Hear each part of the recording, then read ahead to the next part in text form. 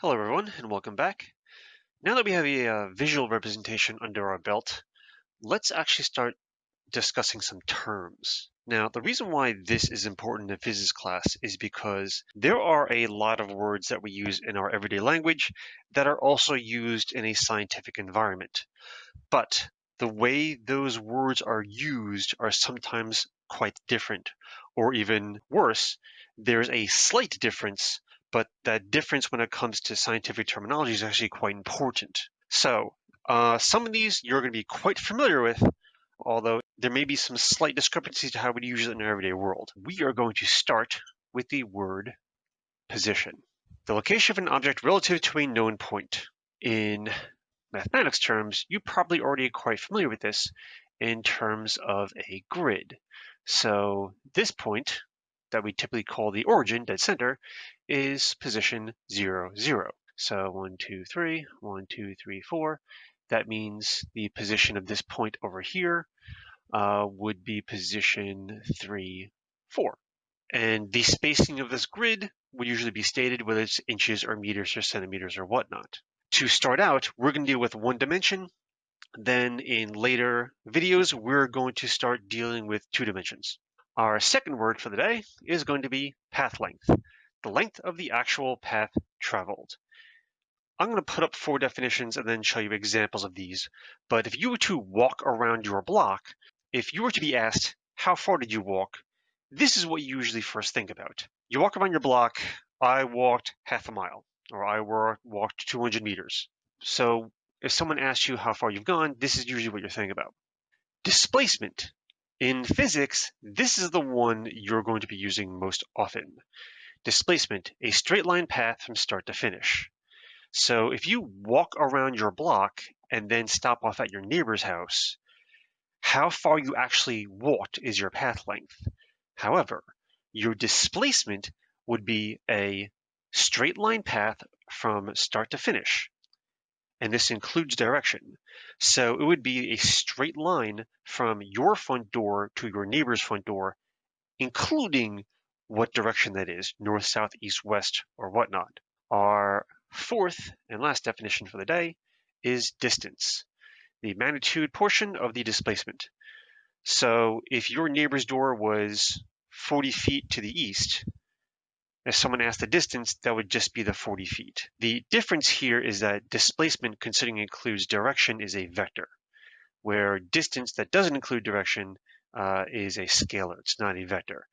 Distance you're almost never using. In fact, after the first couple of weeks in your course, the one you'll be using the most by far is going to be displacement. Let me show you the visual form of what I'm talking about here. So here I have a maze. It is a cute little turtle. Maze starts here in the lower left and ends up here out the tail end. Now, let's say these 2 points represent start points. And let's say this is something like a corn maze. So this is someone actually walking around in here. They start here at this box, go in the maze, walk around. Let's say they go over here and they get a little lost. Then they come back this way, come around and to the end and end up at the finish line. Now, let's say the distance they walked is 300 meters. That would be the path length. It's as if they laid down a string and then picked up the string later and measured it. That is literally how far they have walked. However, if you were to measure the distance from start to finish, and let's say this was 80 meters, the 80 meters is just distance. However, if we add a direction to this, let's say upward in this picture is north, so it's like a map, 80 meters east, that would be a displacement. Our final position would be 80 meters and 0 meters on the y. So here's a good visual description of path length, distance, displacement, starting position, final position. So to sum up the difference between these two, all right, path length, distance, they're not vectors. They don't include direction. However, displacement is a vector, includes a straight line path from start to finish, includes directions. While we are on this topic, let's actually discuss directions a little bit. Now, we haven't really gone into the math yet. That is coming quite soon. But there's one thing you're going to hear me say quite often in this course is that physics is not a math class. There is math in the class, but it's not a math class. Math is a way to communicate what is happening. Now, I just brought up a situation where I had someone walk to the east, and I use this arrow to represent that. I could also have someone obviously walk to the west, and I could say 80 meters east or 50 meters west in order to describe that. However, on a sheet of paper, let's say in your room, if you point to your right, you may not have an understanding what direction you're pointing in. If you point to your right now, chances are you're not pointing directly east. However, I still want to describe this situation as going to the right and left. I could do that two ways. Let's say something moves 5.0 meters to the right. I can say 5 meters to the right. That is a displacement. However, to put this in more simple terms, it will usually be stated as positive 5 meters as my displacement, or negative 5 meters, which will represent to the left. This also works vertically. Typically upward would be a positive direction, and downward would be negative direction. Now, I say typically because the truth is you can set the positive and negative as whatever direction you want if you're dealing in one dimension. However, traditionally, right will be assumed as positive and left will be assumed as negative. If you decide to change this, please make sure you do a simple diagram or a note for your teacher, college professor, or AP grader as far as what direction you are considering positive to be.